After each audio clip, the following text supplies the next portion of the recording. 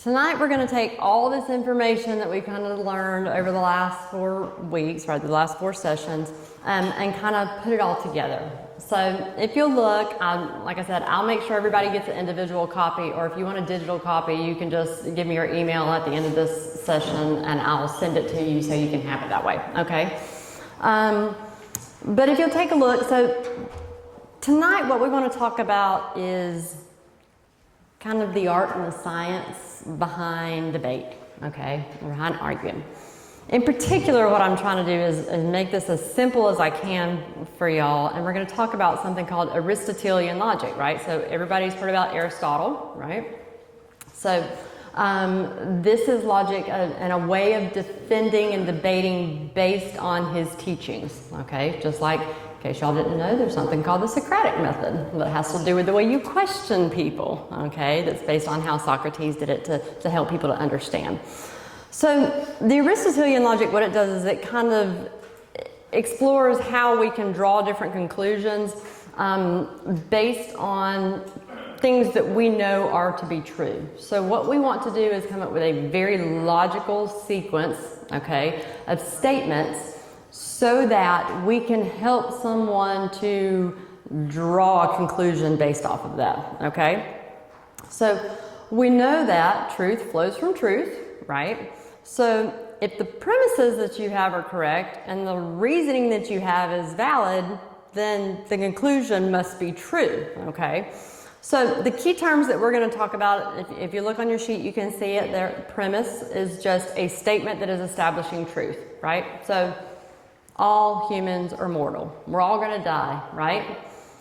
A conclusion is what logically follows those premises, right? So therefore, Jamie's mortal, right? Because I'm a human.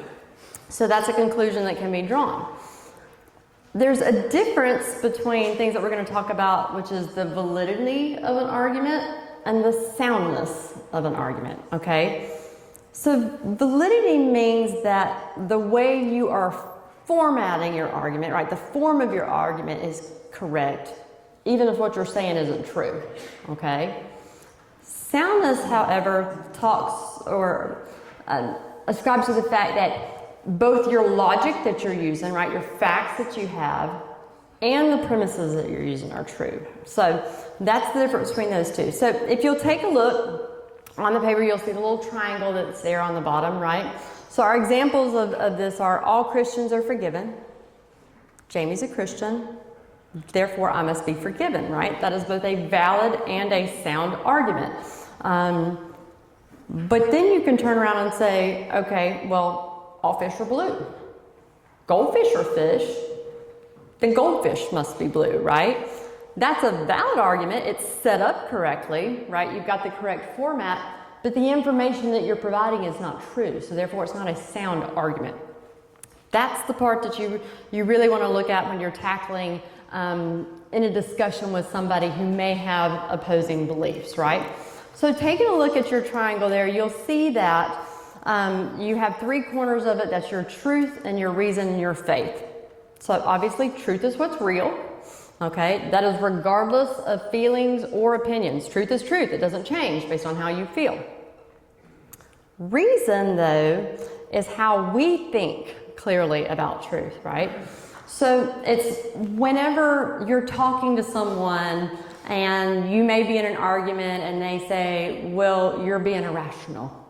Okay, because what that person is thinking, what they think is true, they're feeling it like that's absolutely what they believe is true, but it's not necessarily true, right? So their reasoning behind it, the way that they're thinking about truth, okay, is individualized to them, even though it may not necessarily be the truth.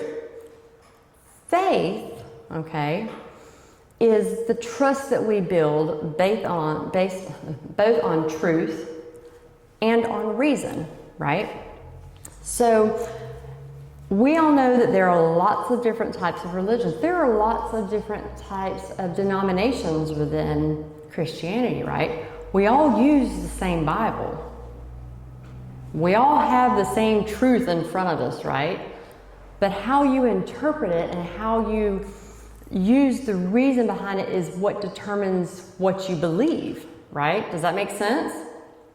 So what you have to understand is one cannot be substituted for the other, okay? You can't substitute faith for truth or reason for faith.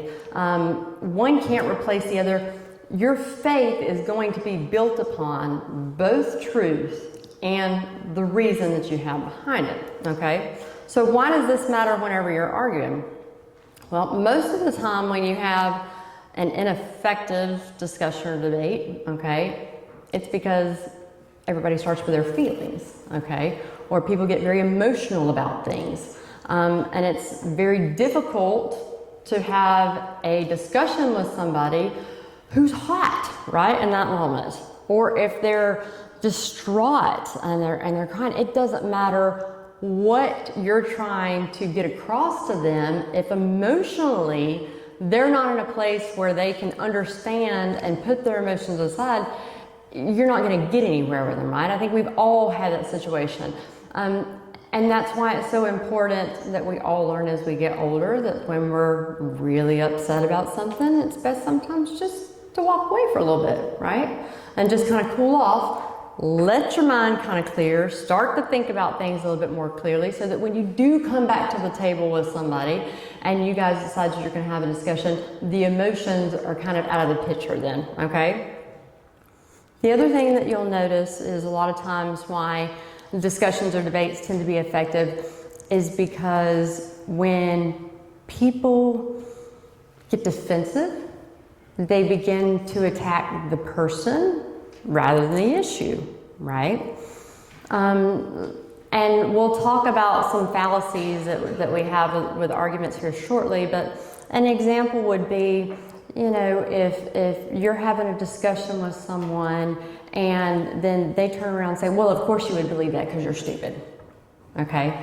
That's attacking the person, not the issue. You will never get anywhere or come to any kind of resolution if you're focused on attacking the person.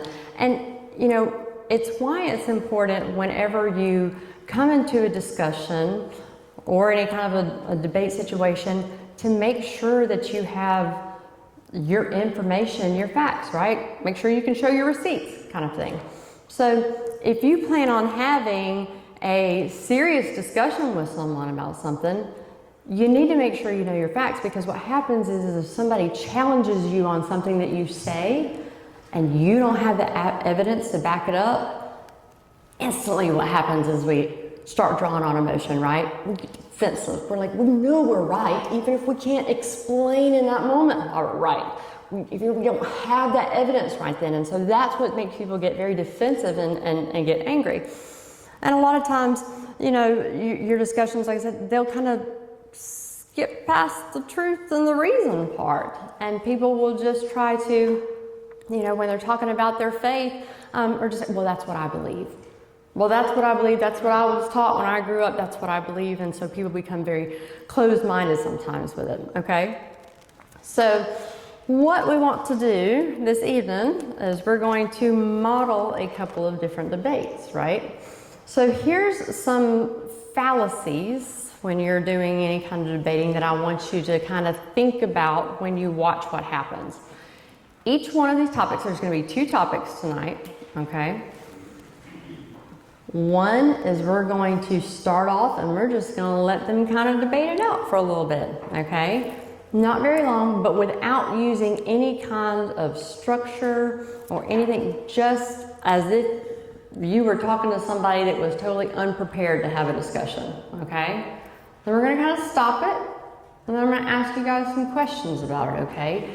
Essentially, what kind of things could they do to improve this? You know, to make it a more effective discussion.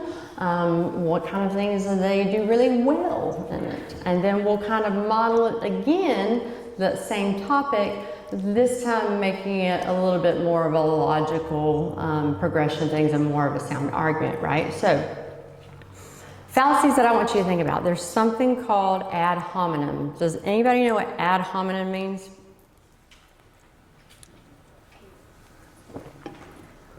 So I just mentioned a minute ago. That's right. So ad hominem literally is Latin for to the person. So it means that instead of talking about the issue at hand, you start attacking that person, right? And so we want to be on the lookout for that. There's something that's called the straw man fallacy. Can anybody kind of explain what the straw man fallacy is?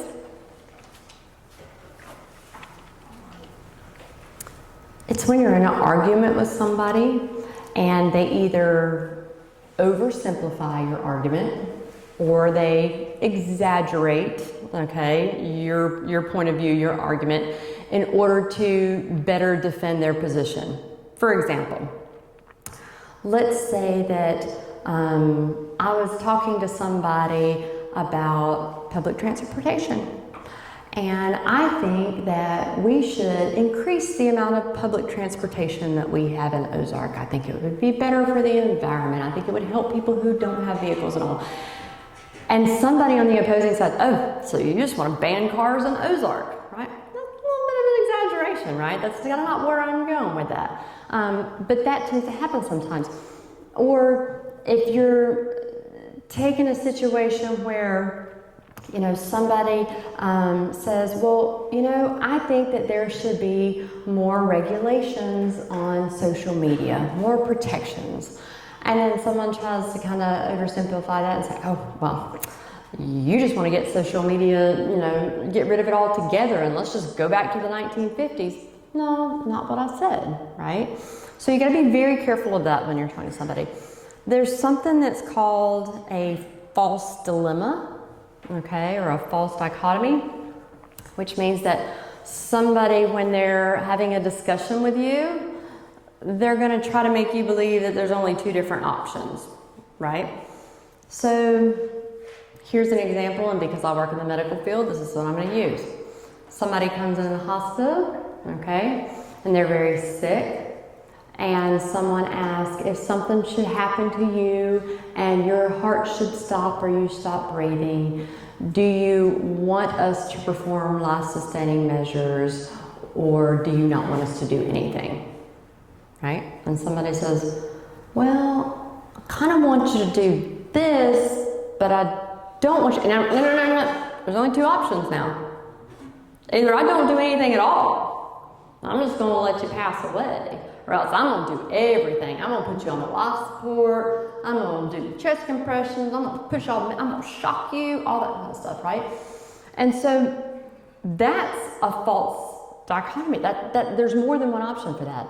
You can tell me when you come in the hospital that, I don't want to be on the ventilator, but I do want you to, if my heart stops, push on my chest and do the chest compressions. Or I don't want you to do that to my mother because she's 100 years old and I know the minute that you lay your hands on her chest, you're going to break every rib.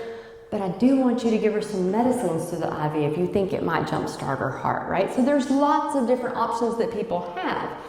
And so that's something that you have to be on the lookout for when people want to argue with you or they come to a discussion and have an opposing view. Sometimes they're going to make you believe there's only two options, and that's not necessarily the case, right? There's something that's called an appeal to emotion, which means that they're going to kind of rely on emotional reaction rather than reasoning, okay? And so emotions are important, okay? But somebody doesn't need to, when they're trying to have a discussion, focus solely on the emotional part of it, right? You got to have the facts and you got to have the truth that's going on behind it, right?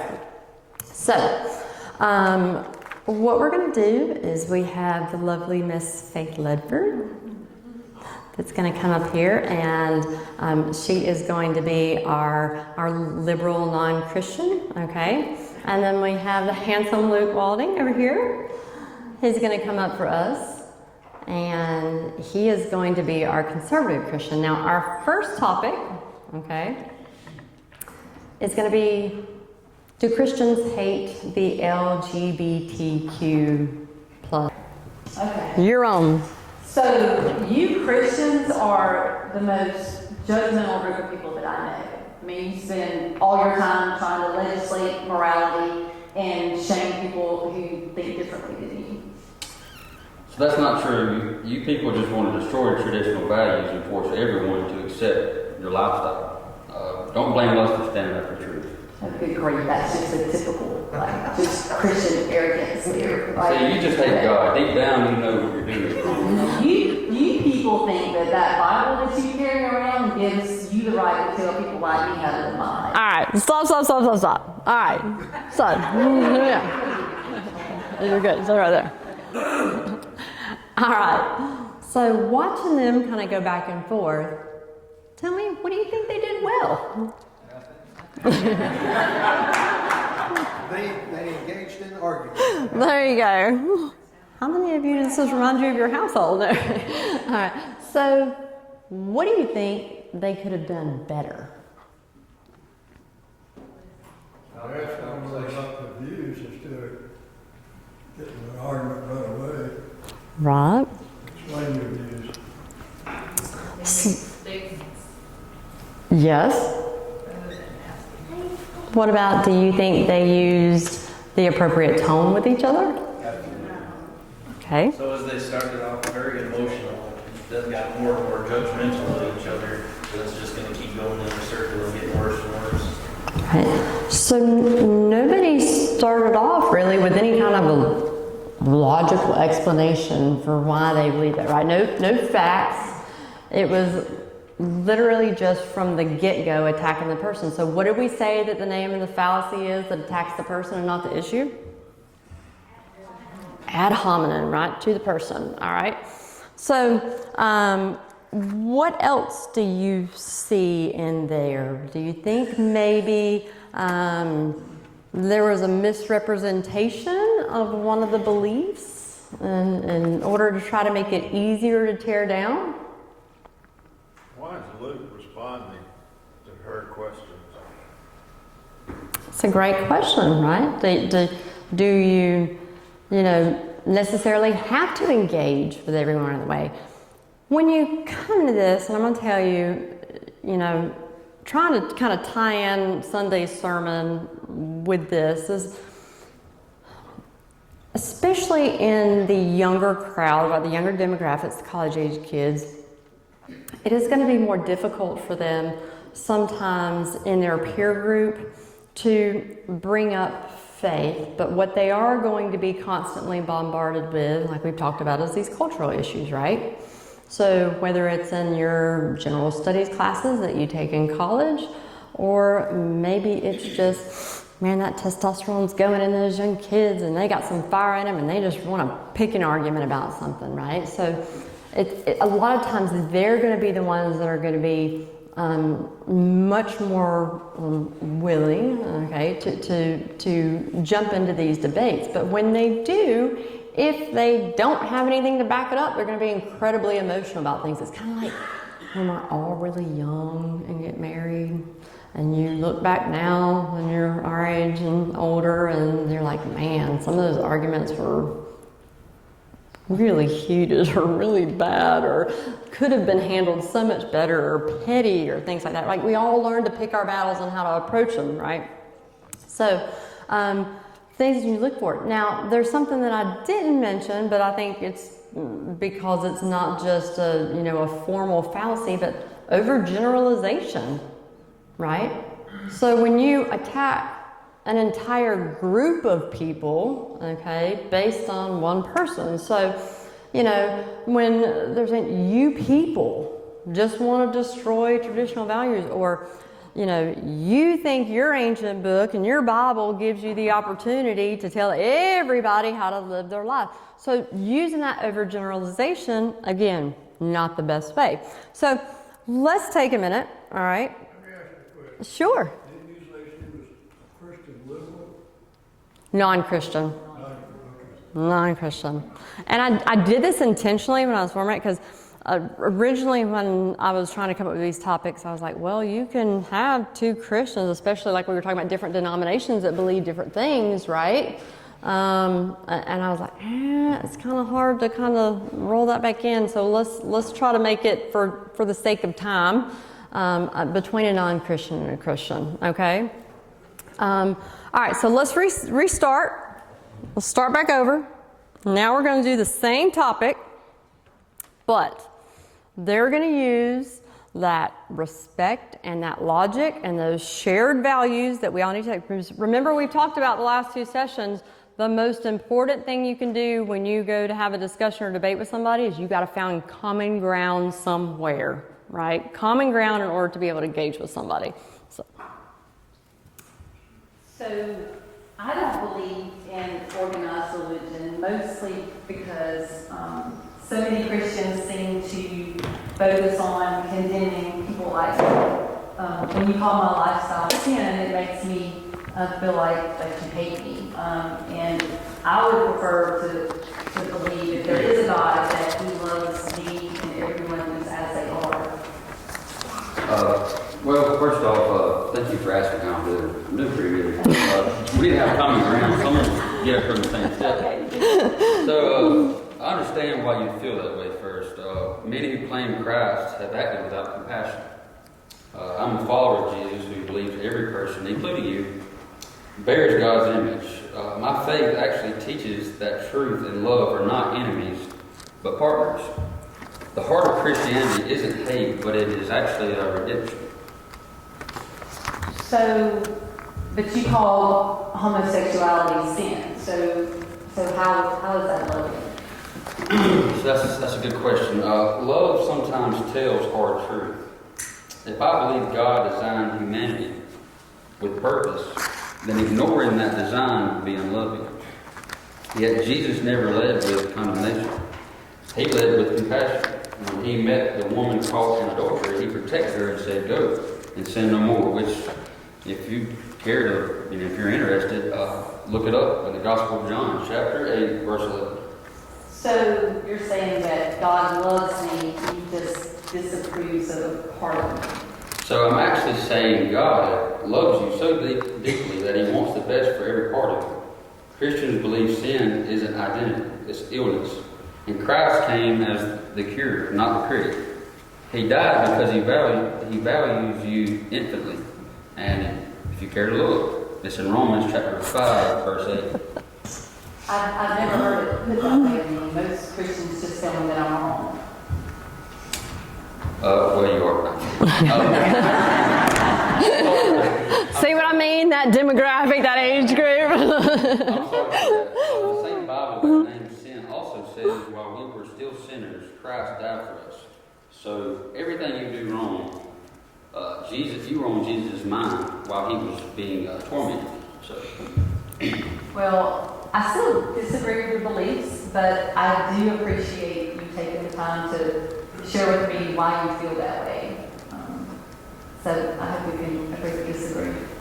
And I appreciate your honesty. My hope is that we'll see Christ not as a judge with a gavel, but as a Savior with open arms. Even disagreement can be the door to understanding when love is genuine. And that's just my take. If you'd rather hear preaching, I do know somebody who loves preaching. And you can contact me. Excellent, right? I didn't cover that.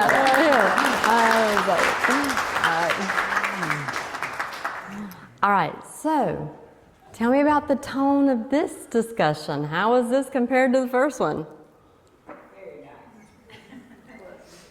Right? It felt like it was a little bit more calm and controlled, like it was two friends that were having a discussion, right? And that's kind of what we want to, when we come and have a discussion with somebody who doesn't believe the same way that we believe, we want to come to them with grace and truth, right?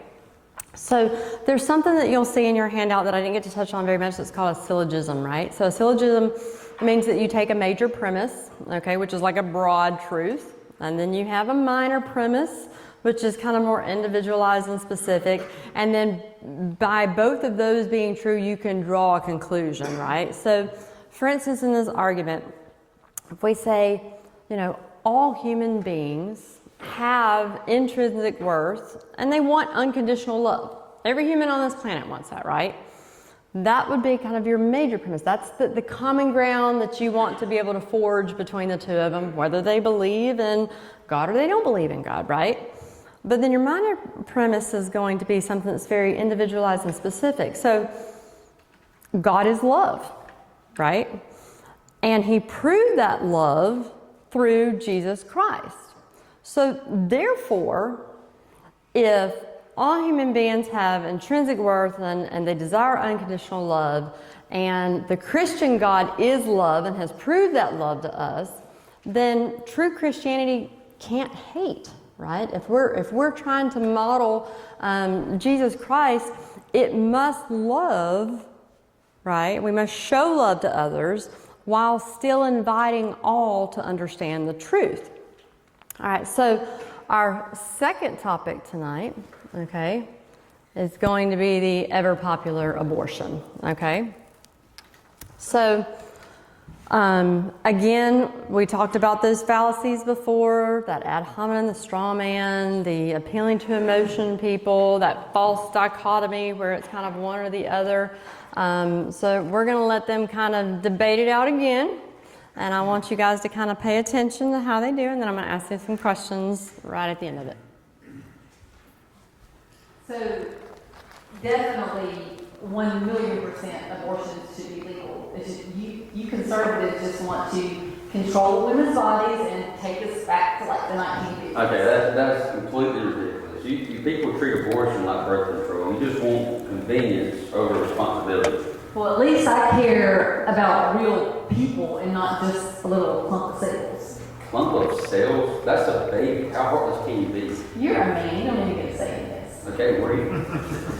Maybe if people were moral straight, they wouldn't get pregnant in the first place. All right, whoa, stop there. All right, stop there.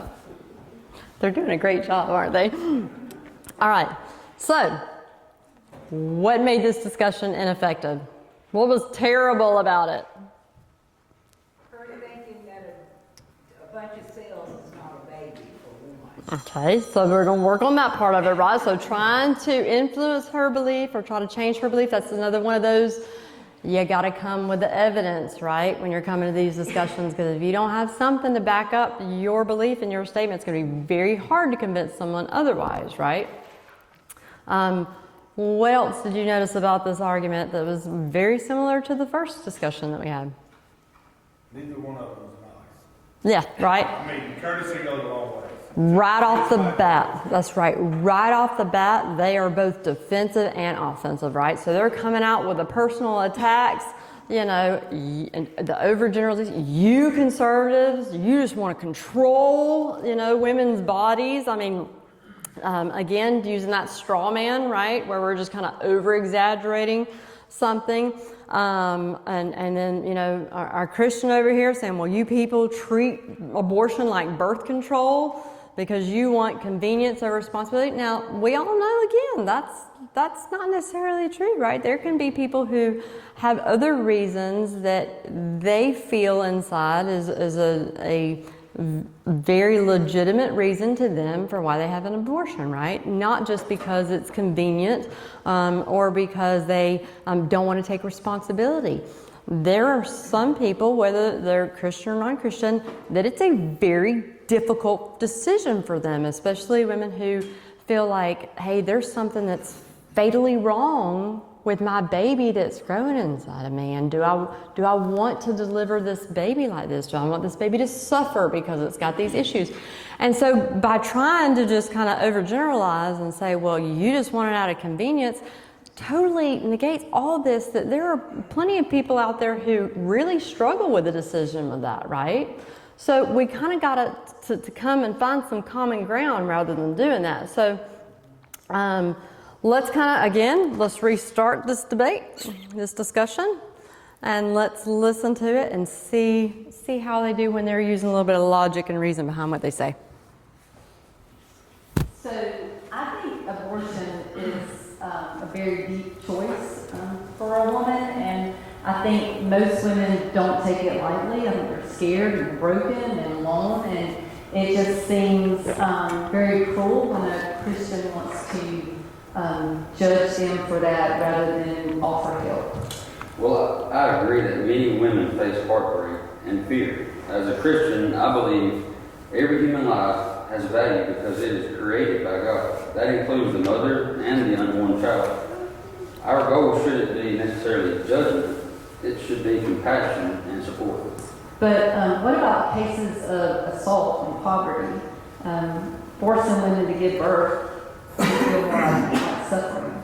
Well, I mean, those are heartbreaking situations. That's why the church should be there first to help. Child care, housing, medical care, and adoption support. The letter of James actually, if you're interested, it's found in chapter 1, verse 27. It calls us to care for widows and orphans in distress. That includes mothers and babies alike. So you would actually support programs that help mothers too? Absolutely. Protecting lives means protecting both. It is hypocritical to claim to be pro-life without being pro-compassion. I still think choice matters, but I respect that you are consistent for caring for both the mom and the baby. So my conviction is that life is sacred because God created it. According to the gospel found in Luke chapter 1, verse 41, book of Psalms, chapter 139, verses 13 through 16, compassion doesn't weaken conviction. It actually completes it. You're making me rethink this pro-life thing. It could be beyond policies, I suppose. Well, that's my hope. The gospel of Christ values every life, from womb to cross. That's my hope. The gospel of Christ values every life, from womb to cross to resurrection. If the church lived that way, more hearts would change.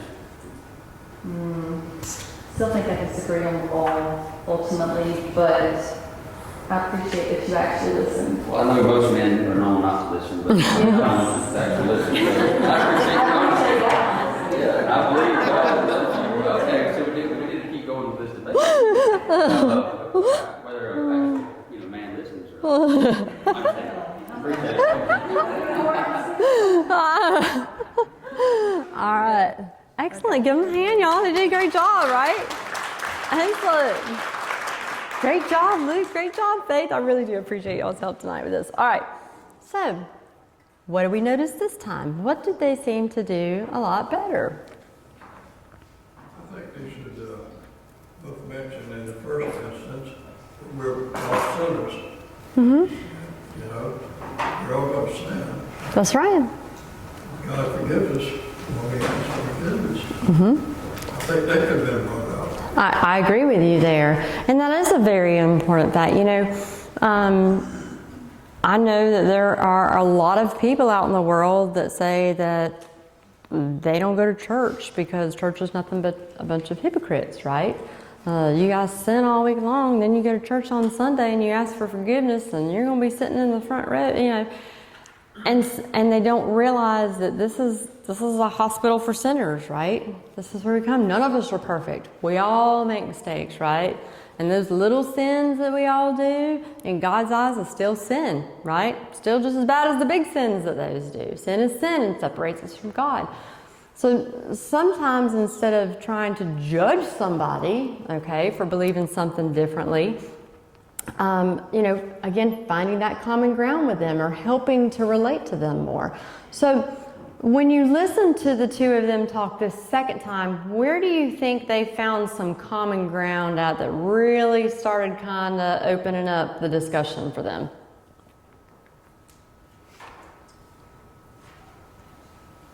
I think they both had compassion for each other's thoughts, maybe a little courtesy, compassion. Mm-hmm.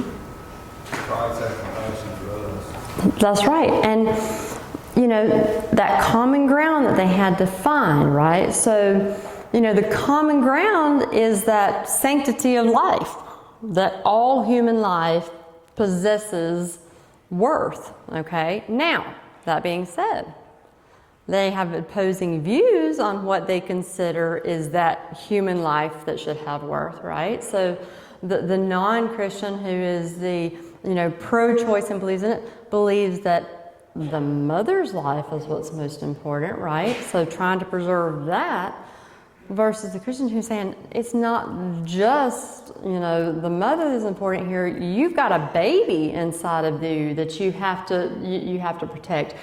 But ultimately, when it comes down to it, by finding that common ground and understanding that okay, she does value life. It may not be the same exact life that what Luke was discussing in the discussion, in the debate.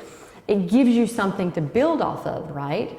So if he's saying, hey, I do understand where you're coming from, and I understand, and it is such a shame that there are mothers out there having to deal with this, but we care about the mother too. And then it's, oh, so you guys would support programs then to help these unwed mothers or mothers in these situations, right? Because I will tell you that on social media, the one thing that I've seen a lot of people post about when they're trying to point fingers at Christians is, well, I see where Christians are saying that they don't believe in abortion and they're, totally against it, but I don't see them lining up at the foster homes to help out these kids, and I don't see them adopting every child that's out there. So in their eyes, they're looking at us like, you don't want to kill the baby in the womb, but then you don't want to do anything after the fact to help the baby after it's been born. Okay? So kind of by establishing that common ground, say, no, we understand. And then you can kind of build upon that and you can have a civil discussion with someone, right? And then talking about that human compassion, like you said, having compassion for somebody else. Just because you try to put yourself in somebody else's shoes doesn't mean that you have to believe the same way that they do, right? It comes along with that whole, sometimes we just have to agree to disagree, okay? Sometimes you can understand the other person's point of view, but it doesn't mean that you have to go along with it, right? But at least you've kept that open line of communication so that down the road you can kind of bring it up, or maybe they go home and they think about something that you said, or maybe they look up some of the Bible verses that Luke was spitting out to her, and they start looking up and they're like, maybe I do want to question this some more.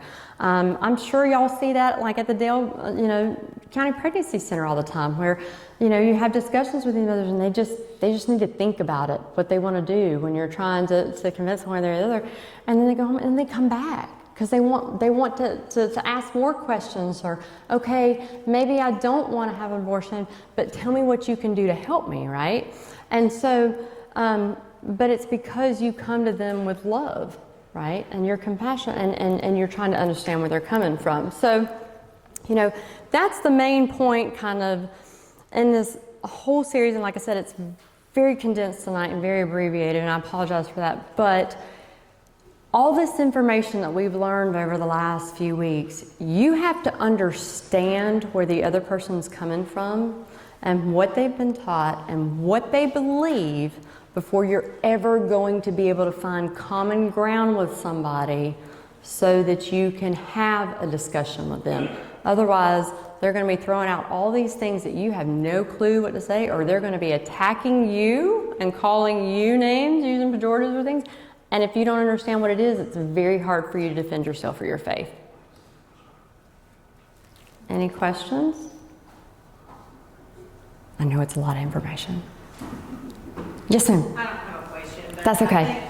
I think it kind of goes along with what you were saying. If we need to learn to listen instead of just, freezing and going ahead and start getting in that combative mode. We need to listen, and which I do have with parents occasionally when I call, and it made a lot of difference if I could say, and those were prayed for conversations too.